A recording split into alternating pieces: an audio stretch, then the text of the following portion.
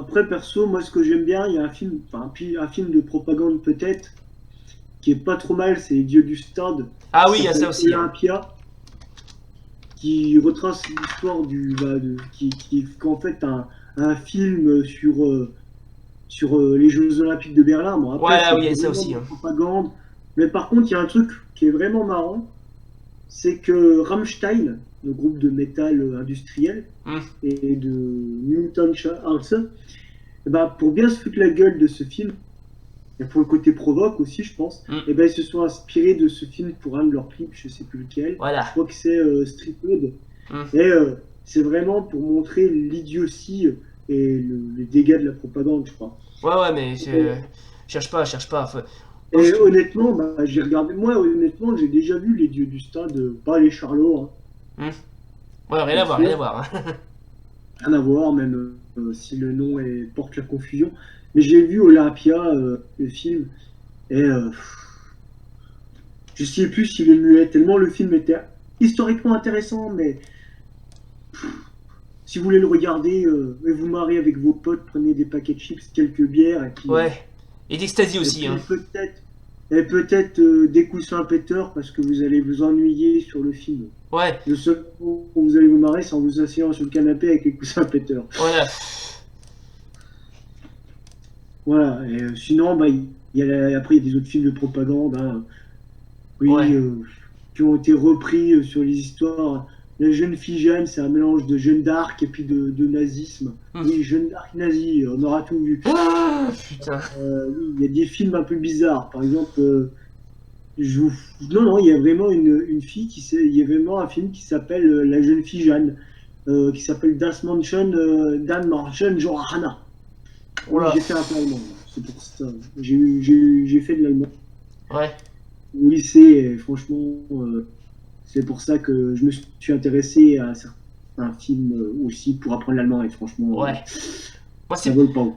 Moi, c'est pas pareil, j'ai jamais appris l'allemand, hein. J'ai jamais été branché langue allemande, je sais pas pourquoi. Et donc, on va s'intéresser tout de suite à une autre période du cinéma allemand de l'après-guerre via de la RDA suivie de la RFA, la République démocratique allemande et la République fédérale allemande, autrement dit les deux Allemagnes, jusqu'à leur réunification. Voilà. Et je serai accompagné par le docteur Guillaume qui vous expliquera en même temps que moi enfin l'autre partie de l'histoire du cinéma allemand. Allez, on vous Bon, écoute. appelle-moi juste Guillaume, puisque de toute Voilà. façon, Dr Guillaume, ça n'existe plus. Oui, je sais, excuse-moi, c'est un mauvais réflexe, je suis désolé, hein. Alors, donc, cher Guillaume, votre point de vue sur le cinéma allemand de l'après-guerre via de la période Allemagne de l'Est et Ouest. Bah, d'abord, nous allons passer sur cet épisode qui est un épisode RDA. Hmm. Voilà. Parce que là, cet épisode on va faire par étapes parce que honnêtement, nous ne pouvons pas mettre les deux dans le même panier Ouais, parce que c'est tellement différent les deux cinémas qu'on ne peut pas faire un épisode en combinant les deux États puisque c'était deux pays différents. ouais, surtout, oui. Alors le contexte en RDA, enfin République démocratique allemande, c'est que c'est communiste.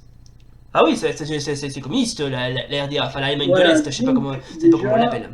la télévision n'est pas pareil que en RFA. Il y a toujours une propagande, mais c'est une propagande communiste ou socialiste, ça dépend, voire même démocratique, parce que voilà.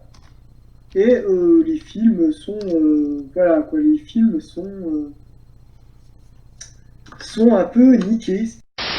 Par exemple, on va prendre un exemple. Je vais te citer un film que j'ai jamais vu, hein, mais qui a l'air intéressant. Oui, il m'arrive de voir des films, de ne pas voir les extraits et de citer des sources et d'avoir envie d'aller voir le film et de donner envie d'aller voir le film parce que je lis des choses Hmm. et que c'est culturel. Ouais, tout à fait. Merci public. Enfin, chers auditeurs et voilà. Donc, je vous cite le film qui s'appelle C'est moi le lapin ou Le lapin c'est moi, hein, Ouais, puisqu'on peut utiliser deux fois le titre est différent. Enfin, je vais vous expliquer le truc parce qu'en allemand c'est Das Kaninchen bin ich. voilà. Voilà, en gros, c'est un film est-allemand réalisé par Kurt Magic. Tourné en 1965, mais il est sorti que sur les écrans en 1998 parce qu'il a été interdit dans le pays.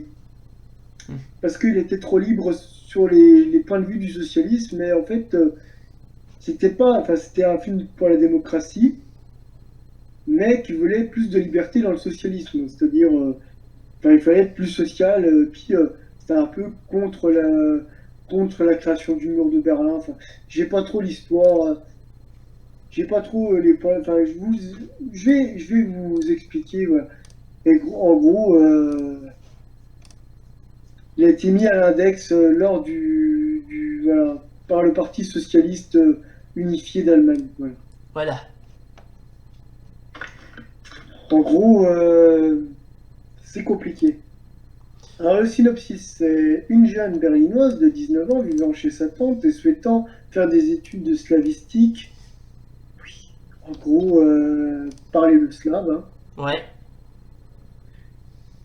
Mais la condamnation de son frère Dieter, oui, je prononce très bien, j'ai fait allemand, merci, Hmm. pour des motifs obscurs et sans doute politiques, compromet son inscription. Car tandis que celui-ci purge une peine de prison de 3 ans, hein, Maria doit se lancer à vie active, devenant serveuse dans un restaurant. Elle se lie avec un magistrat, Paul Destur, qui se trouve être celui qui a condamné son frère. Waouh. Faut dire que à l'époque, la RDA, bon, je vais pas critiquer, je vais pas faire de reproches ni des leçons, mais c'était assez totalitaire comme nation. Faut dire que les nations qui étaient dominées par le communiste étaient vraiment mais totalitaires comme c'est pas permis quoi. Hein. Pas tous. Oui, La RDA, c'était le moins totalitaire avec la Roumanie. oui, oui, il y a eu ça aussi. Hein. Tu peux citer aussi la Yougoslavie. Oui, aussi. Tout ça nous arrive au deuxième film. Oui. Oui, parce qu'en fait, le film, par contre, je précise que le film Le Lapin, c'est moi ou c'est moi le lapin, enfin bref, est sorti qu'en 90. Ouais, ce Ah soit. putain, il est sorti en retard. Hein. Bah, faut dire que attends, si je dis pas de conneries, le mur enfin, le mur de Berlin, mais évidemment, est tombé aux alentours de l'année 89 et l'Allemagne était réunifiée en 90. Donc, effectivement, et historiquement parlant, il était diffusé bien plus tard. Hein. Ouais, le problème, c'est que le problème aussi avec ce film Le Lapin, c'est moi, c'est qu'il a été utilisé par la propagande du parti et d'extrême droite allemand pour, se- pour montrer le problème du communisme, mais ça n'a pas marché parce que comme le gars est un communiste, il a dit que non, c'est des conneries. Tu vois? Bon, on va arriver sur le deuxième film et après je pense qu'on aura fini parce qu'il y a plein de films et franchement on va pas pouvoir en Ouais. parler. Non, et puis d'ailleurs, on en a déjà assez parlé comme ça. Hein. Bon, bien Bon, évidemment, ouais, on peut citer je certains préfère que films qui. moi je préfère que pour le cinéma de la RDA, vous alliez fouiller de vous-même et vous vous mettiez. Enfin voilà, le problème en fait avec le cinéma de la RDA, c'est que c'est beaucoup des films avant-gardistes en fait. Hmm. C'est beaucoup des films expérimentaux et communistes en partie. Ouais. Et il faut savoir que par exemple pour le film qu'on va parler là, qui s'appelle Winter AD ou Adieu l'hiver, Ah ouais. qui est un film de Elke Milswitz, qui est un très bon film, Hmm. qui est un film de 1989 qui a été produit par des frères, mais qui n'a pas été interdit celui-là. Et ben, c'est un film d'avant-garde. Et il faut savoir que la réalisatrice est une féministe, communiste féministe et d'avant-garde. C'est-à-dire que, en gros, c'est une femme qui va euh, mettre en avant la condition fait des femmes, qui va être expérimentale, qui va tester des trucs, et qui en plus est pour le communisme et le socialisme. Donc du coup, voilà. En gros, Elke Milkevitz, oh merde, Elke Milsevitz, Oui. Milsevitz, Oui. c'est vraiment une femme qui a, qui a le courage de ne pas faire un portrait narcissique et elle arrive au contraire à nous et à un portrait collectif universel. Donc voilà. En gros, elle est pour les femmes, elle montre l'espoir, l'inspiration, voilà. Hmm.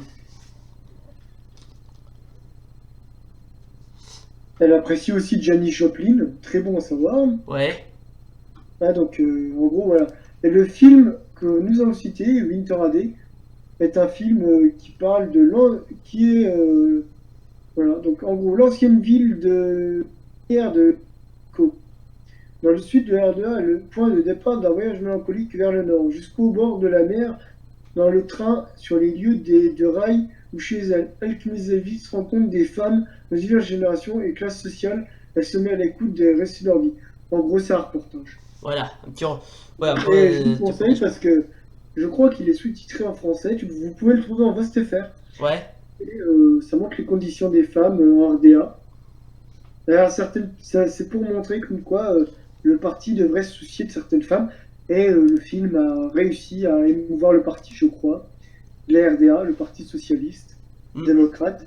Donc du coup, la plupart de ces femmes ont réussi à avoir un peu plus d'argent, elles ont eu des droits. C'est un film pour justement l'émancipation de la femme dans la société démocrate allemande. C'est un film, je n'ai pas d'autre chose à dire, c'est assez intéressant. Et voilà, Bon, c'est tout. ouais, en gros, le cinéma est-allemand était plutôt sympa. Enfin, il faut vraiment bien connaître ce cinéma-là. Il faut vraiment bien le connaître, hein. Après, nous allons parler aussi de nostalgie. Ouais, Alors, nostalgie, c'est les gens de l'Allemagne de l'Est qui regrettent la chute du mur. ouais. Alors, on peut citer des excellents films comme Goodbye Lenin. Goodbye Lenny, justement. On va y venir, justement. On va y venir. Voilà, bah justement, c'est le moment. Alors, si tu pouvais embrayer là-dessus, parce que moi je connais le film, je te dirais si t'as été. Je préfère que tu le dises, vas-y. Bah alors franchement le film est assez captivant, c'est pas dramatique, c'est pas trop comment dirais-je, enfin c'est pas trop C'est pas un dramatique. film what the fuck, de toute façon. Ouais, enfin le film est assez captivant à regarder parce que franchement il démontre à quel point l'être humain a de la nostalgie en lui quoi.